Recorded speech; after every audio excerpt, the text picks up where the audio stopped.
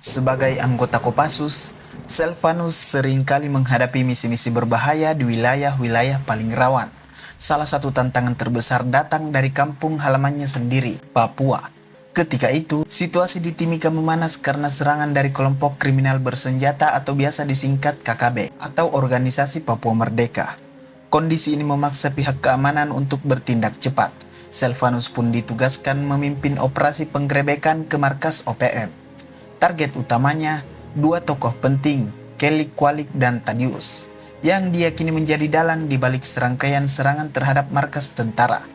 Misi ini menjadi salah satu ujian terberat bagi Selvanus sebagai prajurit elit. Selvanus kemudian bergabung dengan Batalion 752, unit yang dikenal dengan keberanian dan kekuatannya. Pangdam secara khusus telah memilih 10 prajurit terbaik untuk menjalankan operasi penyergapan ini.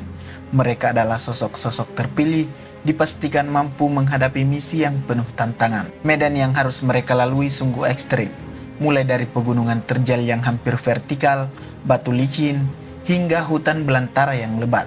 Tak hanya itu, mereka juga harus melewati genangan air yang dalam, sungai berarus deras, dan menghadapi iklim yang seringkali dingin, basah, serta diselimuti kabut tebal. Dan tentu saja tantangan terbesar mereka adalah menghadapi OPM. Sebagai kelompok lokal, OPM sangat mengenal medan ini dengan baik, memberi mereka keuntungan taktis yang signifikan. Kondisi ini menjadikan misi penyergapan bukan hanya soal fisik, tetapi juga ujian strategi dan mental. Namun demi menjalankan tugas negara, semua tantangan itu bukanlah alasan untuk mundur. Misi ini harus tetap berjalan apapun resikonya. Meskipun tanggal pastinya tidak tercatat, operasi ini dilaksanakan pada Oktober tahun 2009. Dengan semangat dan tekad, Selvanus dan tim-tim mulai menyusuri pegunungan terjal dan hutan lebat. Medan yang berat tak membuat mereka gentar, justru menjadi ujian nyata atas latihan keras yang telah mereka jalani selama ini. Selama 4 hari pertama, perjalanan berlangsung relatif lancar. Hambatan di darat seperti bebatuan curam dan rintangan alami berhasil mereka atasi dengan ketangguhan fisik dan disipliner militer yang solid. Setiap langkah membawa mereka semakin dekat ke target. Namun mereka tahu, ujian sebenarnya masih menanti di depan. Memasuki hari kelima, tantangan semakin berat. Tim harus menghadapi sungai dengan arus yang sangat deras. Bagi Selvanus, hal ini bukan masalah besar. Sebagai prajurit yang dikenal sangat mahir berenang, ia merasa percaya diri. Namun ada satu hal yang tak ia ketahui. Salah satu anggota tim ternyata belum terlalu mahir berenang. Ketika 5 prajurit pertama berhasil menyeberang tanpa kendala, giliran prajurit ke-6, seorang kopral, mencoba melintasi sungai. Namun malang, di tengah arus deras ia terseret hingga masuk ke dalam pusaran air. Menyadari situasi kritis itu, Selvanus langsung melompat ke dalam sungai tanpa ragu. Ia menyelam dengan cepat untuk menyelamatkan rekannya. Namun arus sungai yang begitu kuat membuat segalanya menjadi sulit. Keduanya terombang-ambing dan Selvanus kehilangan jejak prajurit yang ia cari. Di tengah situasi yang semakin mencekam, Selvanus terus berusaha melawan derasnya arus dengan sekuat tenaga, tapi tak lama kemudian ia melihat sesuatu yang mengerikan di depan sana. Arus sungai itu berakhir di sebuah jurang air terjun yang curam. Ujung sungai yang deras itu ternyata adalah sebuah air terjun besar. Dalam situasi genting, Selvanus berjuang sekuat tenaga mencari pegangan untuk menyelamatkan diri. Dengan keberanian dan tekad yang luar biasa, ia berhasil mencapai tepi sungai tepat sebelum terjatuh ke jurang. Saat itu, 5 prajurit sudah berhasil menyeberang. 3 masih di sisi sungai yang berlawanan, sementara Selvanus hanyut bersama seorang kopral yang hilang dalam arus. Mengingat kembali peristiwa tersebut, Selvanus mengungkapkan bahwa tekadnya untuk menemukan kopral itu menjadi motivasi utama baginya untuk terus bertahan hidup.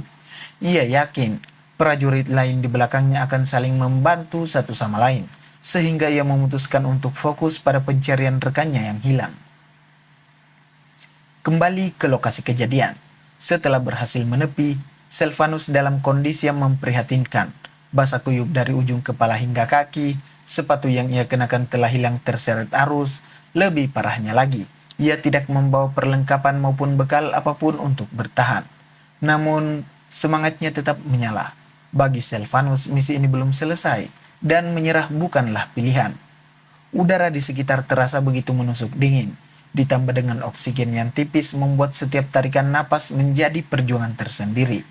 Selvanus memperkirakan dirinya berada di ketinggian sekitar 4.000 meter di atas permukaan laut. Meski kondisi fisiknya yang sudah melemah, pikirannya tetap terfokus pada satu hal, menemukan kopral yang hilang terbawa arus. Rasa optimisme terus ia pegang erat. Dalam benaknya, ia yakin anak buahnya masih punya peluang untuk ditemukan. Meski arus sungai telah memisahkan mereka, bagi Selvanus, menyerah bukanlah bagian dari kamus seorang prajurit. Ia bertekad akan terus mencari hingga kemungkinan terakhir, meskipun alam seakan menjadi musuh terbesarnya saat itu. Hari demi hari berlalu dalam pencarian yang tak kenal lelah. Tanpa terasa, Selvanus sudah memasuki hari keempat tersesat di hutan belantara. Tanpa bekal makanan, ia mengandalkan keterampilan bertahan hidup yang diperoleh dari pelatihan militer. Ia memakan akar dan pucuk tanaman yang dianggap aman.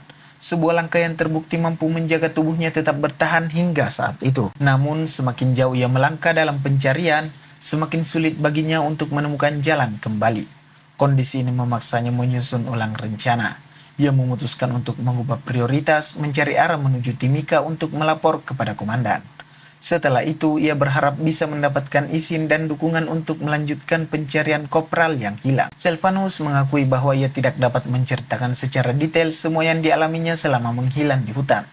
Yang pasti, ia terus bergerak, berjuang melawan rasa lapar, dingin, dan kelelahan. Dengan hanya makan akar tanaman dan pucuk pinang, ia bertahan dalam situasi yang menguji batas fisik dan mental seorang prajurit sejati. Memasuki hari ke-6 setelah terpisah dari timnya, Selvanus mulai merasakan batas antara kenyataan dan ilusi semakin kabur.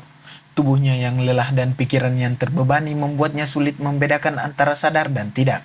Dalam keadaan tersebut, Selvanus merasa seolah berada di alam yang berbeda.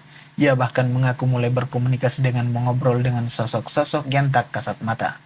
Ia mendengar suara-suara aneh seperti riuh kehidupan kampung, lantunan azan dari masjid, hingga nyanyian dari gereja. Semua itu terasa begitu nyata, meski jelas tak ada manusia lain di sekitarnya. Dalam keyakinannya, Selvanus percaya selama ia tersesat di hutan, ada 3 makhluk halus yang terus mengikutinya. Mereka bukan hanya menemani, tetapi juga berinteraksi dengannya. Ketika malam tiba, pengalaman ini menjadi semakin ganjil. Ia merasa ketiga sosok itu mendekat, satu memijat kakinya, satu lagi memijat pundaknya, dan yang terakhir berbagi rokok serta bercerita dengannya. Selvanus tak bisa memastikan apakah semua itu hanyalah halusinasi akibat kelelahan ekstrim atau memang ia telah menjalin kontak dengan makhluk dari dimensi lain. Yang jelas, peristiwa ini menjadi salah satu pengalaman paling misterius dalam hidupnya. Hingga saat itu, Selvanus tak lagi ingat dengan pasti berapa hari ia sudah terpisah dari rombongannya. Pada hari terakhir sebelum akhirnya ditemukan, Selvanus sudah hampir kehilangan kesadaran. Meskipun begitu, ia masih terus berusaha berjalan menuju Timika. Keinginan untuk bertahan hidup begitu kuat, bahkan ia berhasil menyeberangi sungai selebar 200 meter. Meskipun tubuhnya semakin lemah, akhirnya tepat pada siang hari sekitar pukul 12, ia sampai di Timika. Di sana tubuhnya yang sudah tak bertenaga memaksanya untuk beristirahat, dan ia pun tertidur dalam keadaan kelelahan total. Inilah saat di mana Selvanus ditemukan.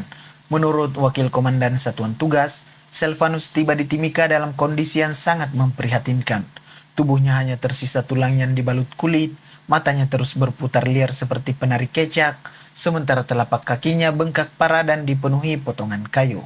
Bukan serpihan kayu biasa, melainkan potongan besar dari batang pohon. 4 dokter dari Freeport turun langsung untuk memeriksa kondisi Selvanus.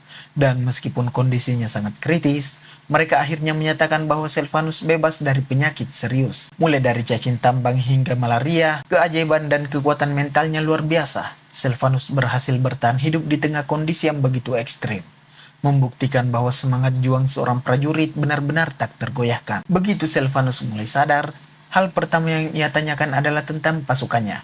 Rupanya, hingga saat itu, ia masih berpikir tentang kebutuhan logistik. Meskipun sudah melewati masa yang begitu berat, setelah melewati masa pemulihan dan dinyatakan sehat, Selvanus kemudian diundang oleh Danjen Pangdam dan para staf makan bersama di Jayapura. Disinilah terjadi sebuah peristiwa yang menurutnya sangat memalukan, namun juga lucu. Saat itu, semua orang terperangah melihat apa yang terjadi. Bagaimana tidak?